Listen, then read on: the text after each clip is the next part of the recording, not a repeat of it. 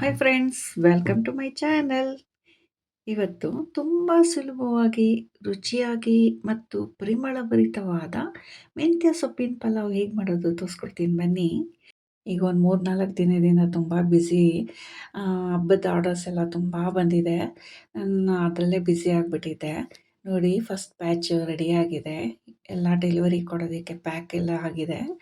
Am, chakli, ನಿಪ್ಪಟ್ಟು, ಕೋಡ್ಬಳೆ, ಕಜ್ಜಿಕಾಯಿ, ಕಜ್ಜಾಯ, ರವೆ ಉಂಡೆ ಹೀಗೆ ಎಲ್ಲ ಐಟಮ್ಸು ರೆಡಿಯಾಗಿ ವರಮಹಾಲಕ್ಷ್ಮಿಗೆ ಎಡೆ ಮಾಡೋದೊಂದೇ ಬಾಕಿ. ಆಷಾಢ ಕಳೆದು ಶ್ರಾವಣ ಬಂತು ಅಂದರೆ ಆಯಿತು. ಎಲ್ಲ ಹೆಣ್ಮಕ್ಳಿಗೂ ಹಬ್ಬಗಳ ಸಾಲೋ ಸಾಲು. ಹಬ್ಬಕ್ಕೋಸ್ಕರ ಮನೆ ಕ್ಲೀನ್ ಮಾಡೋದೇನು, ಶಾಪಿಂಗ್ ಮಾಡೋದೇನು, ಖುಷಿಯೋ ಖುಷಿ. ಅದೆಲ್ಲ ಇರಲಿ, ನಮ್ಮ ಮೆಂತ್ಯ ಬಾತ್ ಏನಾಯಿತು ನೋಡೋಣ ಬನ್ನಿ. ನಾನಿಲ್ಲಿ ಕುಕ್ಕರ್ ಕಾಯಕ್ಕಿಟ್ಟಿದ್ದೆ. ಕಾದ್ಮೇಲೆ ಎಣ್ಣೆ ಹಾಕಿ, ಎಣ್ಣೆ ಕಾದ್ಮೇಲೆ ಸಾಸಿವೆ ಸಿಡಿಸಿ, ಅದಾದಮೇಲೆ ಕಡಲೆಬೇಳೆ ಹಾಕಿ, ಅದು ರೋಸ್ಟ್ ಆದಮೇಲೆ ಒಂದು 4 ಲವಂಗ ಹಾಕಿದ್ದೀನಿ. ಹಾಗೆ ಅದಕ್ಕೊಂದೆರಡು ಏಲಕ್ಕಿ, ಒಂದೆರಡು ಸ್ಟಾರ್ ಹೂವು, ಹಾಗೆ ಒಂದು 4 ಹಚ್ಚಿರೋ ಈರುಳ್ಳಿ, ಸ್ವಲ್ಪ ಕರಿಬೇವಿನ ಸೊಪ್ಪು ಇಷ್ಟು ಹಾಕ್ಬಿಟ್ಟು ಫ್ರೈ ಮಾಡ್ಕೊತಾ ಇದ್ದೀನಿ.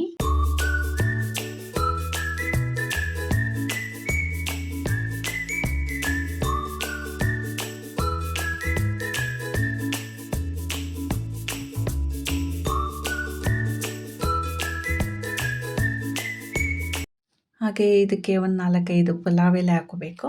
ಹಾಕ್ಕೊಂಡು ಮಿಕ್ಸ್ ಮಾಡ್ಕೋಬೇಕು. ಆಮೇಲೆ ನಾನಿಲ್ಲಿ ಒಂದು ಕಟ್ಟು ಮೆಂತ್ಯ ಸೊಪ್ಪು ತೊಗೊಂಡಿದ್ದೀನಿ. ಆ ಮೆಂತ್ಯ ಸೊಪ್ಪಲ್ಲಿ ಬರೀ ಸೊಪ್ಪನ್ನು ಮಾತ್ರ ನಾವು ಬಿಡಿಸ್ಕೋಬೇಕು. ಕಡ್ಡಿ ಮಾತ್ರ ಹಾಕಕ್ಕೆ ಹೋಗ್ಬೇಡಿ, ಯಾಕೆಂದರೆ ಅದು ನಾರಂಶ ಇರುತ್ತೆ. ನೀವು ತಿನ್ನಬೇಕಾದ್ರೆ ಅದು ನಾರಂಶ ಒಂಥರ ಗಂಟ್ಲಿಗೆಲ್ಲ ಸಿಕ್ಕಾಕ್ಕೊಳ್ಳುತ್ತೆ, ಹಿಂಸೆ ಆಗುತ್ತೆ. ಅದಕ್ಕೋಸ್ಕರ ಮೆಂತ್ಯ ಸೊಪ್ಪಿನ ಸ್ವಲ್ಪ ಕಹಿ ರುಚಿಯೊಂದಿಗೆ ಮಸಾಲೆಯ ಸುವಾಸನೆ ಸೇರಿ ಈ ಪಲಾವಂತೂ ತುಂಬ ರುಚಿಯಾಗಿರುತ್ತೆ. ನೀವು ಒಂದ್ಸತಿ ಟ್ರೈ ಮಾಡಿ, ನಿಮ್ಮ ಮನೇಲೂ ಎಲ್ಲ ಇಷ್ಟಪಟ್ಕೊಂಡು ತಿಂತಾರೆ, ಅಷ್ಟು ರುಚಿ ಇರುತ್ತೆ.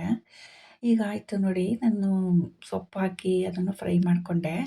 ಈಗ ಒಂದು 3 ಟೊಮೆಟೊ ಹಚ್ಚಿಟ್ಕೊಂಡಿದ್ದೆ, ಅದನ್ನು ಹಾಕ್ತಾಯಿದ್ದೀನಿ. ಈಗ ಹಾಕಿ ಎಲ್ಲ ಮಿಕ್ಸ್ ಮಾಡ್ತಾಯಿದ್ದೀನಿ. ಟೊಮೊಟೊ ಈ ಮೆಂತ್ಯ ಸೊಪ್ಪಿನ ಅನ್ನಕ್ಕೆ ತುಂಬಾ ಚೆನ್ನಾಗಿರುತ್ತೆ. ಅದೊಂಥರ ಹುಳಿ ಅಂಶ ಇರುತ್ತಲ್ಲ, ಮೆಂತ್ಯ ಸೊಪ್ಪಿನ ಕಹಿ ಸೇರಿದ್ರೆ ಟೇಸ್ಟ್ ತುಂಬ ಚೆನ್ನಾಗಿರುತ್ತೆ. ಈಗ ಮಸಾಲೆ ರುಬ್ಕೊಳ್ಳೋಣ.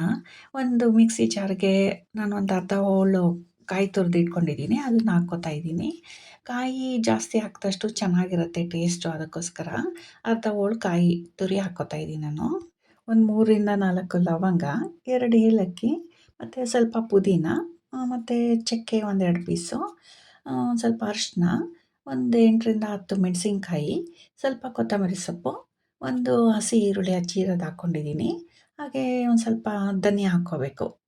ಹಸಿದೇನೆ, ಯಾವುದೂ ಹುರಿದಿಲ್ಲ ನಾನಿಲ್ಲಿ. ಅಷ್ಟು ಹಾಕ್ಕೊಂಡು ಒಂದು ಇಂಚಷ್ಟು ಶುಂಠಿ ಹಾಕ್ಕೋಬೇಕು. ಇಷ್ಟನ್ನು ನಾವು ರುಬ್ಕೋಬೇಕಾಗತ್ತೆ. ತುಂಬ ನುಣ್ಣಗೆ ರುಬ್ಕೋಬಾರ್ದು, ಸ್ವಲ್ಪ ತರಿ ತರಿಯಾಗಿರಬೇಕು. ತುಂಬ ಪೇಸ್ಟ್ ಮಾಡ್ಕೋಬೇಡಿ, ಈ ಥರ ತರಿ ಮಾಡ್ಕೊಳ್ಳಿ. ಮಾಡಿಕೊಂಡು ಇವಾಗ ಈ ಒಗ್ಗರಣೆಗೆ ರುಬ್ಬಿರೋ ಮಸಾಲೆನ ಹಾಕ್ಕೋಬೇಕು. ನಾನಿಲ್ಲಿ 2 ಲೋಟ ಅಕ್ಕಿ ತೊಗೊಂಡಿದ್ದೀನಿ, ತೊಳೆದಿಟ್ಕೊಂಡಿದ್ದೀನಿ. ಅದೇ ಲೋಟದಲ್ಲಿ 1 ಲೋಟ ನೀರನ್ನ ನಾನು ಮಸಾಲೆ ರುಬ್ಬಕ್ಕೆ ಉಪಯೋಗಿಸ್ಕೊಂಡು, ಇನ್ನು ಮಿಕ್ಕಿದ್ದು ಮಸಾಲೆನೆಲ್ಲ ತೊಳೆದು ಹಾಕೋದಕ್ಕೆ ಬಳಸ್ಕೊತಾ ಇದ್ದೀನಿ. ಸೊ ಈಗ ನಾನು 1 ಲೋಟ ನೀರನ್ನ ಬಳಸ್ಕೊಂಡಿದ್ದೀನಿ. ಈಗ ಅಕ್ಕಿ ತೊಳೆದಿಟ್ಕೊಂಡಿದ್ದೀನಿ ನೋಡಿ, ಅದನ್ನು ಹಾಕ್ತಾಯಿದ್ದೀನಿ ಈಗ.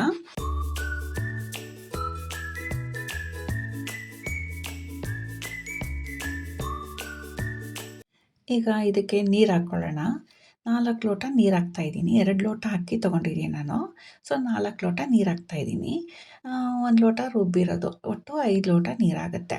ನಮ್ಮ ಮನೇಲಿ ಪಲಾವು ಸ್ವಲ್ಪ ಸಾಫ್ಟಾಗಿರಬೇಕು, ತುಂಬ ಉದುರಾಗಿರಬಾರ್ದು.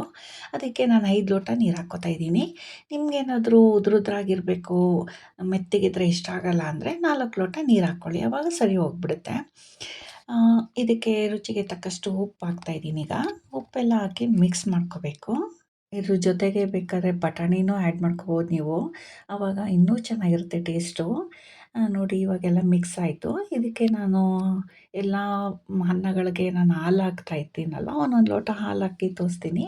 ಆದರೆ ನಾನಿಲ್ಲಿ ತುಪ್ಪ ಹಾಕ್ತಾಯಿದ್ದೀನಿ. ಇದು ತುಪ್ಪ ತುಂಬ ಚೆನ್ನಾಗಿರುತ್ತೆ ಕಾಂಬಿನೇಷನು. ಈಗ ಕುಕ್ಕರ್ ಮುಚ್ಚಿ ನಾನು 1 ವಿಷಲ್ ಕೂಗಿಸ್ಕೊತೀನಿ. ಈಗ 1 ವಿಷಲ್ ಕೂಗಿದೆ. ಇದನ್ನೀಗ ತಣ್ಣಗಾಗಕ್ಕೆ ಬಿಟ್ಟು, ನಾವು ಇದಕ್ಕೊಂದು ಒಳ್ಳೆ ಕಾಂಬಿನೇಷನ್ ಆಗಿ ಸೌತೆಕಾಯಿ ರಾಯ್ತ ಮಾಡ್ತಾಯಿದ್ದೀನಿ. ಬನ್ನಿ ಹೇಗೆ ಮಾಡೋದು ಅಂತ ನೋಡೋಣ. ಮೊದಲಿಗೆ ನಾನಿಲ್ಲಿ ಒಂದು ಸೌತೆಕಾಯಿನ ಸಣ್ಣಗೆ ಹಚ್ಕೊಂಡಿದ್ದೀನಿ. ಜೊತೆಗೆ 2 ಈರುಳ್ಳಿ ಮತ್ತು ಸ್ವಲ್ಪ ಕೊತ್ತಂಬರಿ ಸೊಪ್ಪು ಇಷ್ಟು ಹಚ್ಕೊಂಡು ಒಂದು ಬೌಲ್ಗೆ ಟ್ರಾನ್ಸ್ಫರ್ ಮಾಡ್ಕೊಂಡಿದ್ದೀನಿ. ಅದಕ್ಕೆ ಒಂದು ಬೌಲ್ಗೆ ಗಟ್ಟಿ ಮೊಸರು ಮತ್ತು ಒಂದು ಸ್ವಲ್ಪ ರುಚಿಗೆ ತಕ್ಕಷ್ಟು ಉಪ್ಪು ಇಷ್ಟು ಹಾಕಿ ಮಿಕ್ಸ್ ಮಾಡ್ಕೋಬೇಕು. ಈ ರಾಯ್ತ ಇದೆಯಲ್ಲ, ಈ ಪಲಾವ್‌ಗೆ ಏನು ಹೇಳಿ ಮಾಡಿಸಿದಂಥ ಜೋಡಿ ರೀ. ಅಷ್ಟು ಚೆನ್ನಾಗಿರುತ್ತೆ ಟೇಸ್ಟು. ಬೇಕಿದ್ರೆ ನೀವು ಕಾಯಿ ಚಟ್ನಿನೂ ಮಾಡ್ಕೋಬೋದು ಇದಕ್ಕೆ. ಆದರೆ ಕಾಯಿ ಚಟ್ನಿಗಿನ್ನ ಈ ರಾಯ್ತ ಇದೆಯಲ್ಲ ಅಲ್ಟಿಮೇಟ್ ಅಂತ ಹೇಳ್ಬೋದು. ಅಷ್ಟು ಚೆನ್ನಾಗಿರುತ್ತೆ. ನೀವು ಒಂದ್ಸತಿ ಟ್ರೈ ಮಾಡಿ ನೋಡಿ. ನೋಡಿ ಇವಾಗ ರಾಯ್ತ ರೆಡಿಯಾಗಿದೆ. ಗಟ್ಟಿ ಮೊಸರಿಂದ ಮಾಡಿರೋಂಥ ರಾಯ್ತ. ಬಟ್ ಇದಕ್ಕೆ ಇನ್ನೊಂದು ಸ್ವಲ್ಪ ಮೊಸರು ಬೇಕು ಅಂತ ಅನಿಸ್ತು. ಸೊ ಹಾಕ್ತಾಯಿದ್ದೀನಿ. ಹಾಕಿ ಎಲ್ಲ ಒಂದು ಮಿಕ್ಸ್ ಮಾಡಿದ್ಮೇಲೆ ಈಗ ಕನ್ಸಿಸ್ಟೆನ್ಸಿ ಸರಿ ಇದೆ ಅನಿಸ್ತು. So okay. ಈಗ ರುಚಿಯಾದ ರಾಯ್ತ ರೆಡಿ ಇದೆ. ಈಗ ನಾವು ಮಾಡ್ಕೊಂಡಿರೋ ಪಲಾವ್ ಹೇಗಾಗಿದೆ ಅಂತ ನೋಡೋ ಸಮಯ ಬಂದಿದೆ. ಬನ್ನಿ ಓಪನ್ ಮಾಡಿ ನೋಡೋಣ. ವಿಷಲ್ ಬಿಟ್ಟಿದೆ. ವಾವ್! ನೋಡಿ ಏನು ಚೆನ್ನಾಗಿದೆ ಅಂತ ಪರಿಮಳ ಘಮ ಘಮ ಅಂತ ಬರ್ತಾ ಇದೆ. ಅದು ನೋಡಿದ್ರೆ ಟೆಂಪ್ಟ್ ಆಗ್ತಾ ಇದೆ ಈಗಲೇ ತಿಂದ್ಬಿಡ್ಬೇಕು ಅಂತ. ಆಮೇಲೆ ಈ ಪಲಾವು ಅಷ್ಟೇ ಅಷ್ಟು ರುಚಿ ಇರುತ್ತೆ. ನಾನು ಯಾವುದೇ ರೆಸಿಪಿನೂ ನಾವು ಮಾಡಿ ಟೇಸ್ಟ್ ಮಾಡ್ದೇನೆ ನಿಮಗೆ ವಿಡಿಯೋಸ್ ಮಾಡಲ್ಲ. ಎಲ್ಲ ಟೇಸ್ಟ್ ಮಾಡಿ ಚೆನ್ನಾಗಿದೆ ಅಂತ ರಿವ್ಯೂ ಬಂದಮೇಲೆ ನಮ್ಮ ಮನೆಯಲ್ಲಿ ಎಲ್ಲರೂ ಒಪ್ಪಿಗೆ ಕೊಟ್ಟ ಮೇಲೇ ನಾನು ನಿಮಗೆ ವಿಡಿಯೋ ಮಾಡಿ ತೋರಿಸೋದು. ಸೊ ನೀವು ಒಂದ್ಸತಿ ಟ್ರೈ ಮಾಡಿ. ಯಾವುದೇ ಒಂದು ಅನುಮಾನ ಬೇಡ. ಏನೋ ವಿಡಿಯೋ ಮಾಡಬೇಕು ಅಂತ ಮಾಡಿಬಿಟ್ಟಿದ್ದಾರೆ, ಹೇಗಿರುತ್ತೋ ಏನೋ ಅಂತ. ನೋಡಿ ಇವಾಗ ಸರ್ವಿಂಗ್ ಪ್ಲೇಟ್‌ಗೆ ಸರ್ವ್ ಮಾಡ್ತಾಯಿದ್ದೀನಿ. ಜೊತೆಗೆ ರಾಯ್ತ ಹಾಕ್ತಾಯಿದ್ದೀನಿ ನೋಡಿ. ಅದ್ರ ಜೊತೆ ಇವಾಗ ತಿನ್ನೋದಿದೆಯಲ್ಲ ಆ ಮಜಾ ಏನಂತ ಹೇಳಲಿ ನಿಮಗೆ. ಅದನ್ನ ನೀವೇ ಅನುಭವಿಸ್ಬೇಕು, ಆವಾಗಲೇ ಗೊತ್ತಾಗೋದು. ನಾನು ಟೇಸ್ಟ್ ಮಾಡಿ ನೋಡಿದೆ. ತುಂಬ ಚೆನ್ನಾಗಿದೆ. ನೀವು ಯಾವುದೇ ಅನುಮಾನ ಇಲ್ಲದೆ ಮಾಡ್ಕೊಂಡು ತಿನ್ನಿ. ಈ ವಿಡಿಯೋ ಏನಾದರೂ ನಿಮ್ಗೆ ಇಷ್ಟ ಆದರೆ ಒಂದು ಲೈಕ್ ಮಾಡಿ, ಕಮೆಂಟ್ ಮಾಡಿ, ಶೇರ್ ಮಾಡಿ, ಹಾಗೆ ಸಬ್ಸ್ಕ್ರೈಬ್ ಮಾಡೋದು ಮಾತ್ರ ಮರಿಬೇಡಿ. ನಿಮ್ಮೆಲ್ಲರಿಗೂ ಅಡ್ವಾನ್ಸ್ ಆಗಿ ವರಮಹಾಲಕ್ಷ್ಮಿ ಹಬ್ಬದ ಶುಭಾಶಯಗಳನ್ನು ತಿಳಿಸ್ತಾ ಈ ವಿಡಿಯೋವನ್ನು ಎಂಡ್ ಮಾಡ್ತಾಯಿದ್ದೀನಿ. Thank you.